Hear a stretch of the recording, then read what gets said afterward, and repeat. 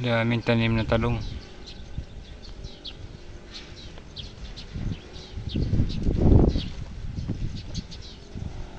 Ang lawak oh.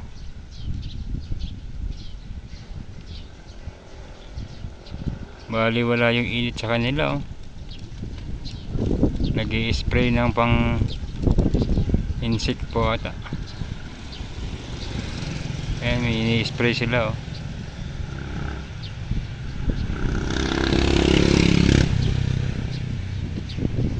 Daming drum. Tubig ata laman yan. Pandilig nila.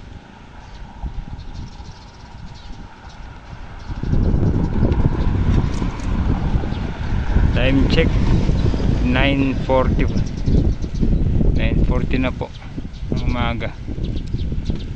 Ayan. Parang hindi siya nakaramdam ng init oh.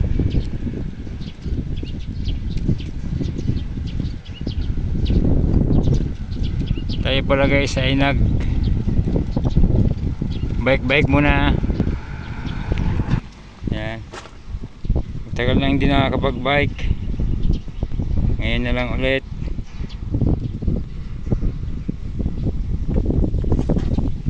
Parang yung katawan natin eh nahanap-hanap din yung malayo ang padyakan. Yan guys, subdivision yan oh. Yan.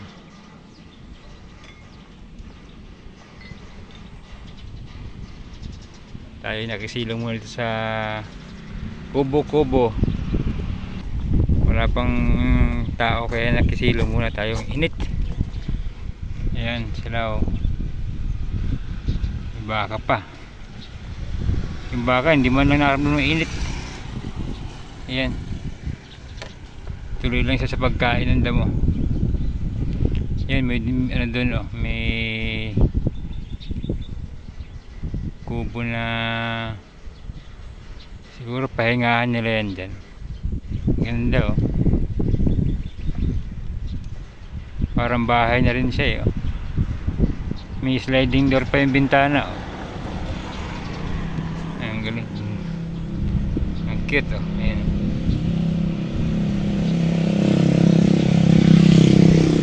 Ayan yung kadalasang nilalagay sa mga beach. Ayan, mga ganyang kubo-kubo. Mahal din yan. Baka abot siguro ng mga ano yan, 50 mil. Mga ganyang kaganda.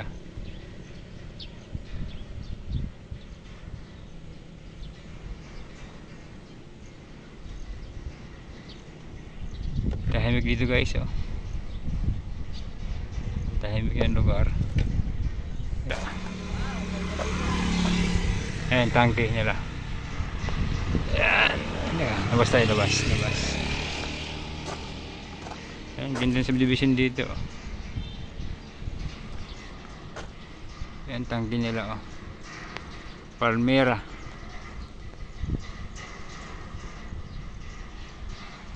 Ayan, hanggang dun yan. Lawakan dun. Kabilaan. Dito pa. Ayan, nagaganda rin oh.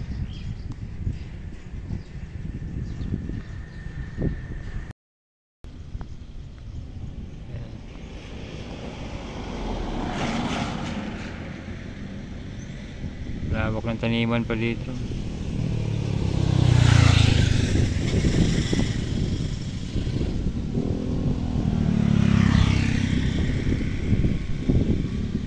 Ayun, sarap ang hangin.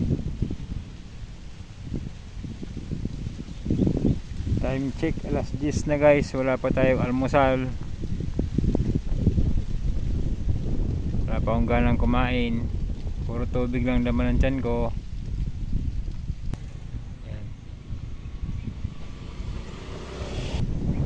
Pala yung service natin guys sa bike. Pang init kaya nagpalilim na tayo sa puno ng mangga. Yan.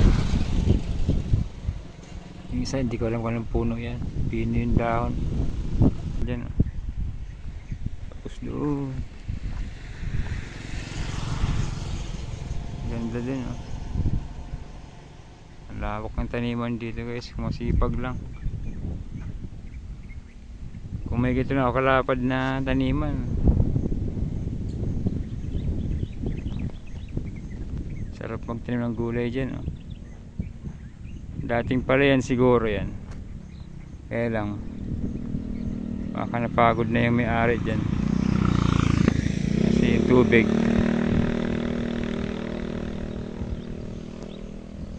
baka problema nyo yung tubig dyan, kaya nahinto yung pagtanim ng palay.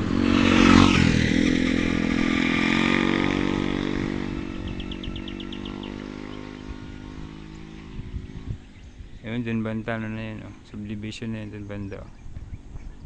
Dami ng kabahayan dun, oh. Yan.